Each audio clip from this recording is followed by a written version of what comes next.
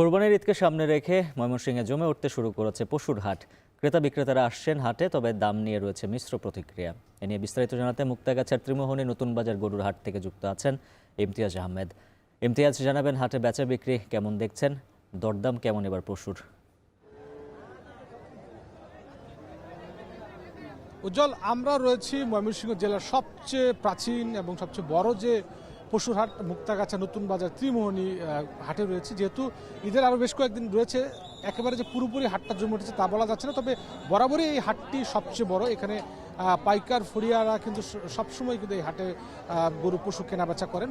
যেহেতু ময়মনসিংহ থেকে টাঙ্গাইল বা উত্তরবঙ্গের যে রাস্তাটি চলে গেছে, সুতরাং বিভাগ তো রয়েছে, বিভাগ ছাড়িয়ে কিশোরগঞ্জ, সুনামগঞ্জ, অন্যদিকে রংপুর, বগুড়া, রাজশাহী থেকেও কিন্তু পাইকার ফড়িয়ারা এসে এখানে পশু কেনাবেচা করেন। আজকে এই হাটটির সবচেয়ে বড় যে বৈশিষ্ট্য সেটি হলো যে এখানে আসলে দেশি জাতের যে একেবারে চাষের যে বিভিন্ন উপজেলার যে চাষিরা রয়েছেন, তারা একেবারে এখানে তাদের গবাদি পশুগুলো বিক্রির জন্য আনেন।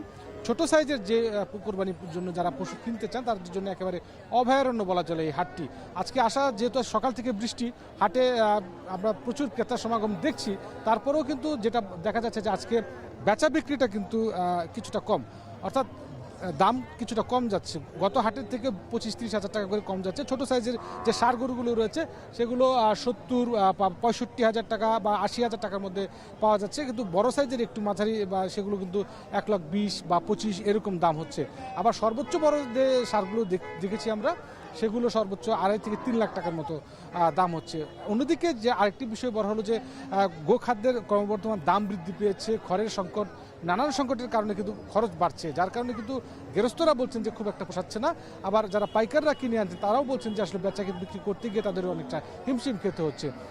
প্রাণী সম্পদ যে তথ্যটি আমাদের কাছে রয়েছে জেলা প্রাণী সম্পদের, এবার কোরবানি ঈদের জন্য তারা 2,20,000 কোরবানি পশু প্রস্তুত রেখেছেন।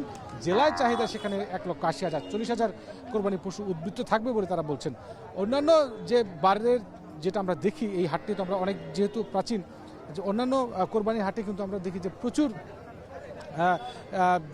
যে কোরবানির যে পশু রয়েছে সেই পশুর কিন্তু বিভিন্ন সময় কয়েক বছর ধরেই দেখছি যে আসলে দামটা একটু বেশি থাকছে।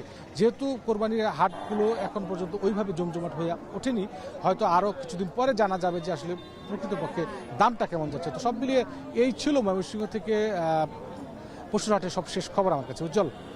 ইমতিয়াজ আহমেদ জানাচ্ছিলেন বিস্তারিত।